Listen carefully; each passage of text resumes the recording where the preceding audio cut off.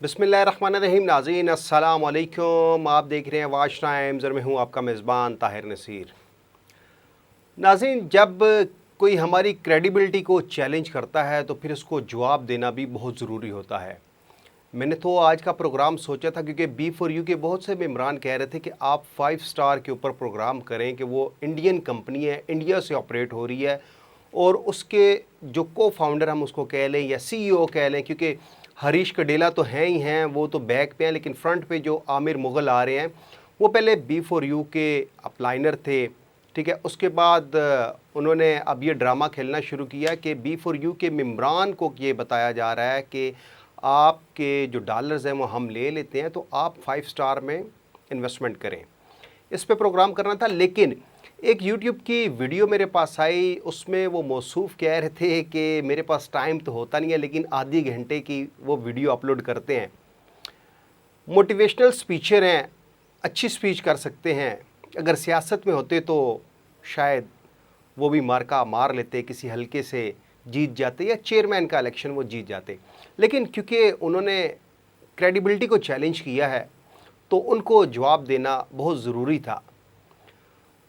उनका नाम राजा रियाज़ है, जो रिसेंटली जब सैफुर्रहमान ख़ान नियाज़ी इस्लामाबाद हाई कोर्ट में पेश हुए तो वो भी वहाँ पे आए। तो मैंने उनसे पूछा कि जनाब आप जवाब दे रहे हैं, आप कौन हैं? तो उन्होंने कहा जी मैं लीगल टीम का हिस्सा हूँ। तो राजा रियाज़ साहब, अगर आप लीगल टीम का हिस्सा हैं तो आप आवाम को मोटिवेट क्यों कर रहे हैं? आप अपनी साबका वीडियोस देखें जिसमें आप ख़ुद तस्लीम कर रहे हैं कि SCCP ने B4U को गैर कानूनी करार दिया और अब आप दोबारा मोटिवेट कर रहे हैं और आप हमारे पे इल्ज़ाम तराशियाँ कर रहे हैं, जबकि शायद आपको मालूम ना हो क्योंकि आप तो खड़े नहीं थे, सैफुर्रहमान ख़ान नियाज़ी खड़े थे और वकला खड़े थे। तो मैं भी उसी कमरा अदालत में मौजूद था जिसमें चीफ़ जस्टिस अतर मिनल्ला की सरबराही में 2 रुकनी बेंच सैफुर्रहमान ख़ान नियाज़ी की इंटरम बेल की समाअत कर रहा था। तो उसके ऊपर मैं नहीं जाना चाहता, लेकिन आपने अपनी जो आधे घंटे की वीडियो अपलोड की है उसमें बहुत कुछ आपने बताया, बहुत कुछ इल्ज़ामात लगाए। तो मेरा सिर्फ़ एक सवाल है राजा रियाज़ साहब, आपसे पहले भी जब हमने आल पाकिस्तान प्रोजेक्ट के ऊपर प्रोग्राम करना शुरू किए तो उस वक्त भी उन्होंने कुछ यूट्यूबर्स हायर किए थे, उन्होंने हमारे पे इल्ज़ामात लगाए। अब वो यूट्यूबर्स कहाँ पे हैं जब आदम अमीन चौधरी गिरफ़्तार होके जेल चला गया? आज उनकी पेशी थी, वो एहतसाब अदालत में पेश हुए, मेरी उनसे मुलाकात भी हुई।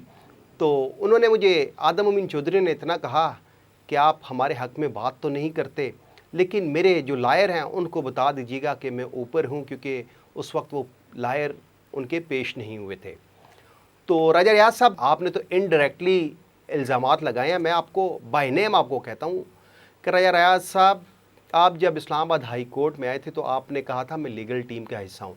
अब इसके 2 मतलब हो सकते हैं, क्या आप वकील हैं? अगर वकील नहीं है तो आप कैसे लीगल टीम का हिस्सा हैं?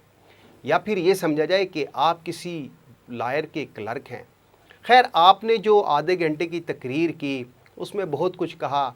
आपने कहा जी सैफुर्रहमान ख़ान नियाज़ी को पाकिस्तान से प्यार है, वो अगर भागना चाहें तो कब का भाग चुके होते। तो मैं आपकी इत्तला के लिए अर्ज़ करता चलूँ कि सैफुर्रहमान ख़ान नियाज़ी का नाम 13 अप्रैल को ECL में डाला गया था। ये आप देख भी रहे होंगे, इसमें placement of name on exit control list, उसमें सैफुर्रहमान ख़ान वल्द अब्दुर्रहमान ख़ान और उनका आगे ID कार्ड नंबर भी दिया हुआ है, पासपोर्ट नंबर भी दिया है GW41202444 और आगे उनका एड्रेस भी दिया हुआ है, house number 155/1 street 19 Karachi, Qasim phase 8 DHA Karachi. तो अगर ये आप जो उनका नाम ECL में डाला गया है, इसका जो ऊपर पैराग्राफ है वो आप पढ़ें तो शायद आपको मालूम हो जाए। अब पहला सवाल तो जो आपने किया कि अगर सैफुर्रहमान ख़ान नियाज़ी भागना चाहते तो कब का भाग चुके होते, तो मेरे लिए आप काबिल एहतराम हैं, आप बुज़ुर्ग भी हैं, आपकी इज़्ज़त हम पर लाजिम है, लेकिन खुदारा आवाम को गुमराह तो मत कीजिए।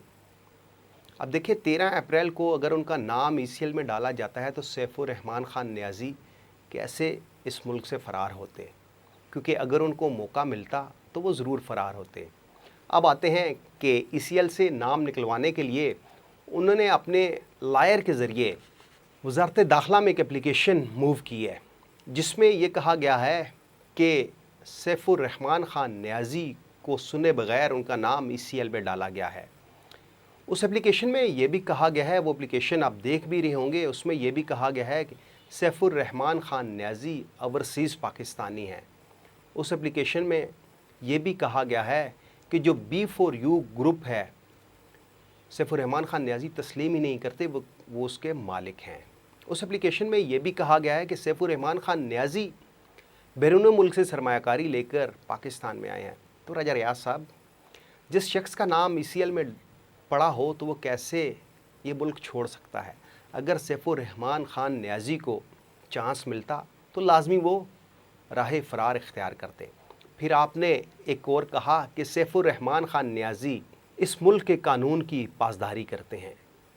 तो मेरा आपसे एक मासूमाना सवाल है राजा रियाज साहब, अगर वो कानून की इतने ही ज़्यादा पासदारी करने वाले हैं तो जब उन्होंने B4U group of companies B4U global बनाया, उसको SCCP में रजिस्टर्ड करवाया, लेकिन उनके पास इन्वेस्टमेंट लेने के लिए कोई लाइसेंस नहीं था। मुजारबा का लाइसेंस लिया जाता है। अगर आप SCCP की वेबसाइट पे जाएं तो वहाँ पे मुजारबा लाइसेंस के मतलब बहुत कुछ लिखा हुआ है। अगर वो कानून पसंद शहरी हैं तो उन्होंने पाकिस्तानी कवानीन की धज्जियाँ क्यों बिखेरी? अब क्यों वो B4U का नाम चेंज करके SR के नाम से नया फ्रॉड कर रहे हैं? आप सैफुर रहमान ख़ान न्याज़ी की लास्ट मैंने जो वीडियो बनाई थी उसमें उनकी वॉइस नोट भी सुनाया था, जिसमें वो कह रहे थे कि कॉमिट बस सर्विस के मतलब आप बताइए लोगों को, आवाम को, मेम्बरान को कि ये SR का प्रोजेक्ट है। जबकि 2 माह कबल आप चले जाएं तो यही सैफुर रहमान ख़ान न्याज़ी कहते थे B4U कॉमिट बस सर्विस लेके आ रही है और वो लॉन्च कर दी गई है।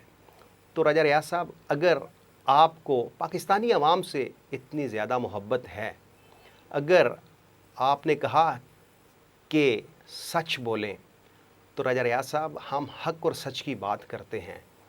आपने तो अपनी एक वीडियो में अपनी ID भी दी हुई है, यूनिक ID, तो उसका क्या मतलब लिया जाए? क्या आप मोटिवेशनल स्पीकर नहीं हैं? देखिए, आप अगर डिबेट करना चाहते हैं, मैं हाई कोर्ट में आता हूँ, आप वहाँ पे मेरे साथ डिबेट कर सकते हैं, लेकिन YouTube के ऊपर बैठ के आप इस तरह इल्ज़ाम तराशियाँ मत लगाएं। बाकी रही बात, आपने ये भी कहा कि उनको उनके इदारों में वो ख़बरें नहीं चला सकते, तो राजा रियाज साहब आपके गोशगुआर कर दूँ कि मैं वो वाहिद जर्नलिस्ट हूँ जिन्होंने B4U के ख़िलाफ़ और आल पाकिस्तान प्रोजेक्ट के ख़िलाफ़ अपने इदारे में ख़बर चलाई थी। एक नहीं 3 दफ़ा ख़बर चलाई है।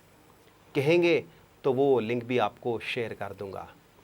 अगर आपको पाकिस्तानी अवाम से इतना प्यार है, अगर आप चाहते हैं कि पाकिस्तानी अवाम के पैसे मत डूबें, तो खुदारा आप आवाम को गुमराह तो मत कीजिए। आप जिस तरह कहते हैं कि सैफुर रहमान ख़ान न्याज़ी के ऊपर पॉलिटिकल केस नहीं है, हम मान लेते हैं। आपने कहा सस्पिशियस ट्रांजैक्शन, अगर नैब ने जो इस्लामाबाद हाई कोर्ट में जवाब दाखिल कराया है, अगर आप उसको पढ़ लें तो शायद आपको समझ आ जाए कि सस्पिशियस ट्रांजैक्शन का जो ज़िक्र है वो फाइनेंशियल मॉनिटरिंग यूनिट की जानिब से किया गया है। अब FMU क्या है, इसके मतलब आप SCCP की वेबसाइट पे जाइएगा, आपको सब कुछ मालूम हो जाएगा। फिर आप कहते हैं कि सैफुर रहमान ख़ान न्याज़ी को पाकिस्तानी अवाम से बहुत मोहब्बत है। राजा रियाज साहब, आपके जो बहुत ही महबूब CEO हैं सैफुर रहमान ख़ान न्याज़ी, वो PTI की छतरी क्यों ढूंढ रहे हैं? कभी गवर्नर पंजाब के साथ फ़ोटो शेयर की जाती है, कभी फवाद चौधरी के साथ और कभी फैज़ुल हसन चौहान के साथ। अगर वाकई सैफुर रहमान ख़ान न्याज़ी कानून पसंद शहरी हैं तो जो पाकिस्तानी इदारों ने कवानीन बनाए हैं उनके ऊपर अमल दरामद क्यों नहीं किया? क्या उनको नहीं पता था जब 2017 में इन्होंने ये काम शुरू किया कि SCCP क्या कहती है कि आप सरमायाकारी उस वक्त तक नहीं ले सकते जब तक आपके पास मुजारबा का लाइसेंस नहीं है? तो आप इस बात को किस तनाजुर में लेंगे। फिर आपने एक और बात कही कि दुनिया में भी अजर मिलेगा, आखिरत में भी अजर मिलेगा। तो खुदारा आपको मैं ये कहूँगा, आप हमारे लिए काबिल एहतराम हैं, मोहतरम हैं कि आप जिस तरह की यूट्यूब के ऊपर वीडियो बना के शेयर कर रहे हैं, उससे तो यही लगता है कि आप मोटिवेट कर रहे हैं B4U के मेम्बरान को। फिर SR नाम रखा गया, B4U का नाम ख़त्म किया गया। क्या सैफुर रहमान ख़ान नियाज़ी ओवरसीज़ पाकिस्तानी हैं? नैब तो अपने जवाब में कहता है कि सैफुर रहमान ख़ान नियाज़ी ओवरसीज़ पाकिस्तानी नहीं है।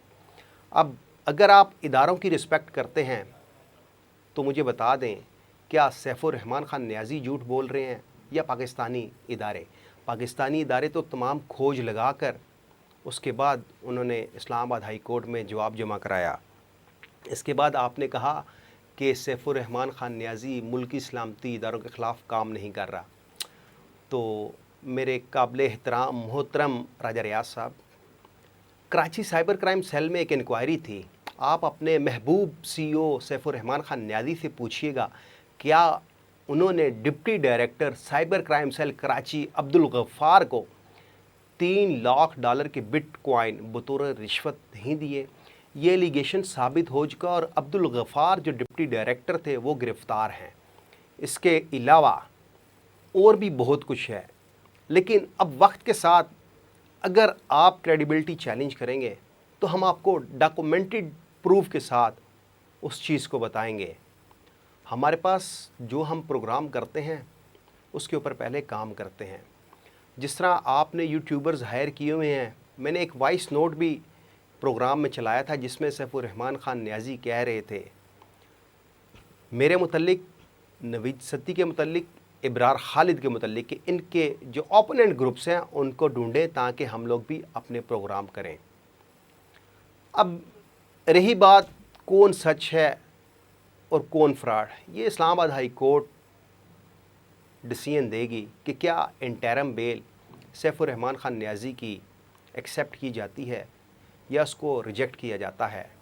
और इसके अलावा नैब ने जो 18 जून का नोटिस सैफुर रहमान ख़ान नियाज़ी को भेजा है उसके ऊपर मैं कल प्रोग्राम करूंगा और मैं बताऊंगा कि नैब ने सैफुर रहमान ख़ान नियाज़ी से क्या क्या सवालात पूछे हैं।